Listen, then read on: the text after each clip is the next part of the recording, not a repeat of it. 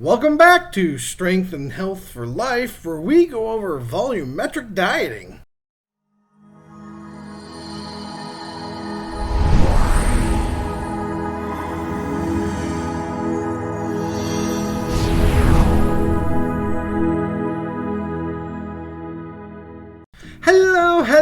Hello! Welcome to day 96 of our wellness journey together.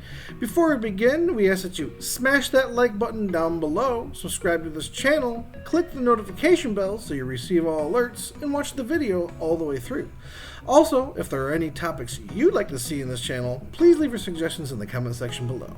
Today, we are bringing to you yet another diet to add to our continuing series on diets. The diet in question today is called the volumetric diet. Well, what's that? I'm glad you asked, and I'm going to let you know. But before I do, I just want to address something.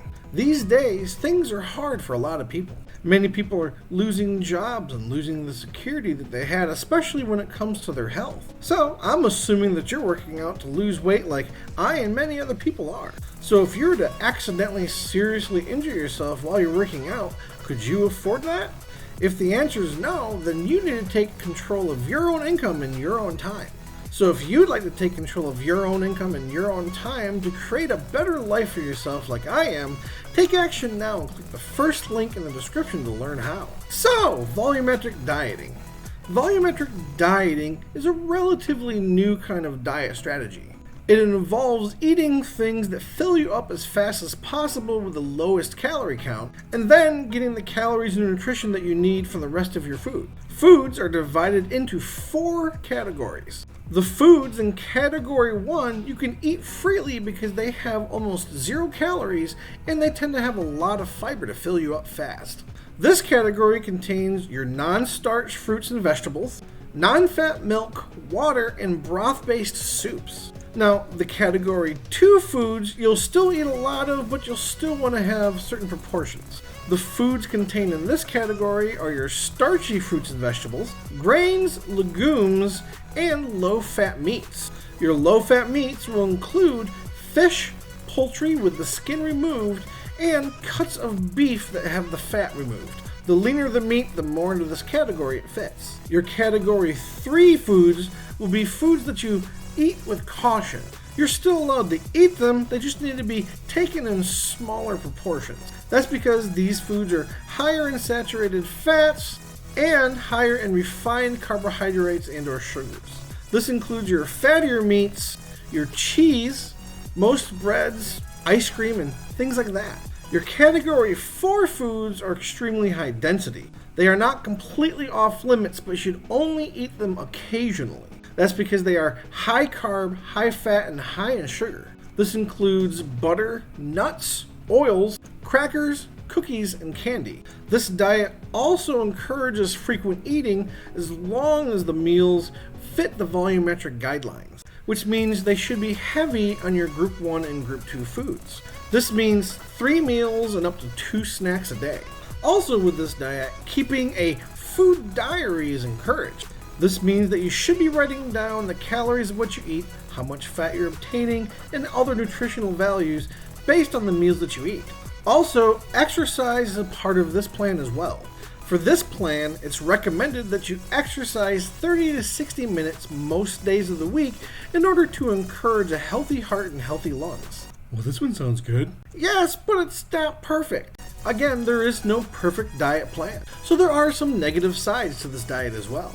One of the big issues with the volumetric diet is it limits healthy fats. Not only do healthy fats encourage your body to metabolize more fat in your body, but they make your meals more tasty and leave you more satisfied, also helping you feel fuller for longer.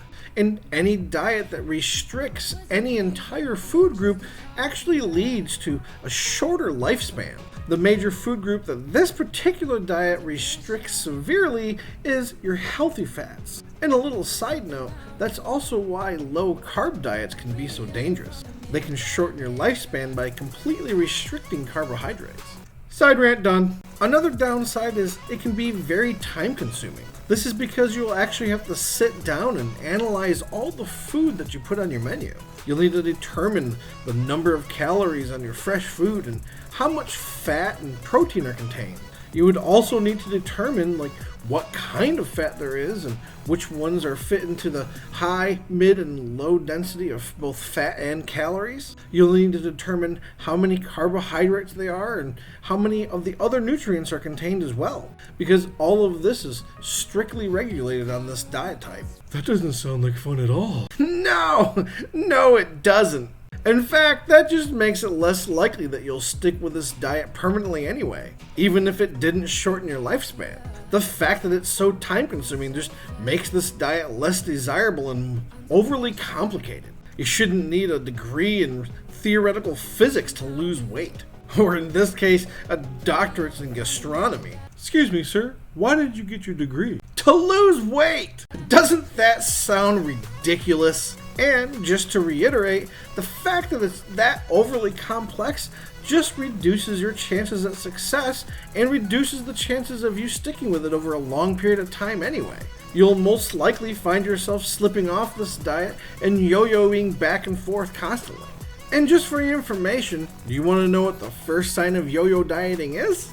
The first sign of yo-yo dieting is when you say, yeah, I do this diet periodically to keep my weight in check. That's the red flag. So, what's the verdict? Well, I'm getting there right now. So, my overall verdict for volumetric dieting is that I wouldn't necessarily recommend it because it does restrict severely one important food group, which means it's not completely balanced and it's overly complicated, meaning you'll end up yo-yo dieting most likely and you won't be sticking with it for a long period of time anyway.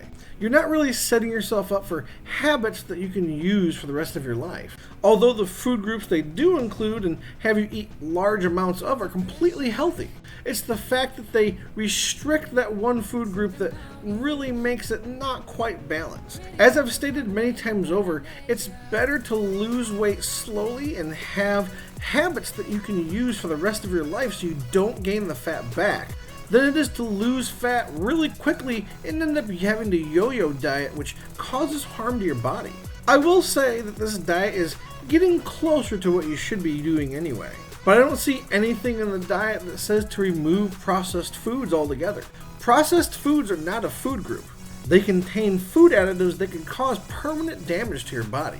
But I do agree you should be eating large quantities of fresh fruits and vegetables. And then make sure you have your meats in there as well, along with, your healthy fats and oils. But still, a bulk of your food should be healthy fruits and vegetables.